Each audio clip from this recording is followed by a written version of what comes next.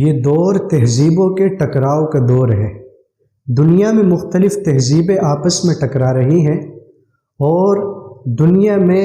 ایک تہذیبی جنگ اور کلچرل وار کا ماحول برپا ہے۔ اگر آپ حالات کا جائزہ لیں اور اس جنگ کو جانچنے کی کوشش کریں تو آپ کو معلوم ہوگا کہ یہ کلچرل وار، یہ تہذیبی جنگ ہیومن رائٹس یعنی انسانی حقوق کے عنوان سے لڑی جا رہی ہے۔ دنیا میں دیکھا جاتا ہے کہ کون سی تہذیب ہے، وہ کون سا مذہب ہے، وہ کون سا فلسفہ ہے جو انسانوں کو حقوق فراہم کر رہا ہے۔ اگر آپ اہل مغرب سے متاثر لوگوں کو سنیں اور اسی طرح سیکولرزم اور لبرلزم کے علمبرداروں کو پڑھیں تو آپ کو ایسا لگے گا کہ دنیا میں مغرب سے بڑا کوئی حقوق کا علمبردار ہے ہی نہیں۔ حالانکہ یہ محض ایک غلط فہمی ہے، کیونکہ دنیا میں جتنے حقوق کے فلسفے پیش کیے جا چکے ہیں یا پیش کیے جا رہے ہیں ان میں سب سے بہترین اور سب سے جامع فلسفہ اسلام کا فلسفہ ہے۔ اسلام نے جو حقوق فراہم کیے ہیں اور اسی طرح جو حقوق کا فلسفہ پیش کیا ہے اس سے بہتر کوئی فلسفہ نہیں ہو سکتا، اس سے بہتر کوئی تصور نہیں ہو سکتا، کوئی کانسیپٹ نہیں ہو سکتا۔ اس کی بہت سی وجوہات ہیں جن ایک دو کی طرف اشارہ کرنا چاہوں گا۔ دیکھیں، سب سے پہلی بات تو یہ ہے کہ اسلام نے جو حقوق کا تصور، جو کانسیپٹ اور جو فلسفہ پیش کیا ہے وہ وحی الہی کے ذریعے پیش کیا گیا ہے، یعنی اللہ رب ذوالجلال کی طرف سے پیش کیا گیا ہے اور اللہ رب ذوالجلال نے دیا ہے،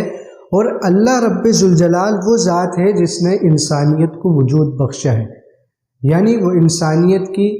کریٹر ہے، اور جو کریٹر ہوتا ہے وہ اپنی کریشن کے لیے جو حقوق فراہم کرے گا اس سے بہتر نہیں ہو سکتے۔ اور مغرب کا جو حقوق کا فلسفہ ہے اس کے پیچھے آپ کو ایک ظلم و ستم کی داستان ملے گی جس کے ریئیکشن کے طور پر یہ فلسفہ وجود میں آیا اور یہ ان لوگوں نے مرتب کر کے لوگوں کے سامنے پیش کیا ہے۔ اور ہر سنجیدہ شخص یہ بات جانتا ہے جو چیز ریئیکشن کے طور پر آئے سامنے، اور اسی طرح جو چیز جوش میں آئے نہ کہ ہوش میں، تو وہ کوئی اتنی زیادہ کارگر نہیں ہوتی۔ اسی طرح اسلام نے جو حقوق پیش کیے ہیں اور جہاں جہاں حقوق کی تعلیمات دی ہے وہاں آپ کو ڈیمانڈ آف رائٹس کا درس نہیں ملے گا، یعنی اسلام آپ کو یہ درس نہیں دیتا کہ آپ حقوق مانگیں، بلکہ اسلام درس دیتا ہے کہ آپ حقوق ادا کریں۔ قرآن کریم میں بہت سی آیتیں ہیں، وَاعْبُدُوا اللَّهَ وَلَا تُشْرِكُوا بِهِ شَيْئًا وَبِالْوَالِدَيْنِ إِحْسَانًا، اور اسی طرح کی اور بھی بہت سی آیتیں۔ اسلام نے جہاں کہیں حقوق کی بات کی ہے وہاں حقوق دینے کا درس دیا ہے۔ اب آپ ذرا سوچیں ایک منٹ کے لیے اس سوسائٹی کے بارے میں، اس معاشرے کے بارے میں کہ جہاں ہر فرد کو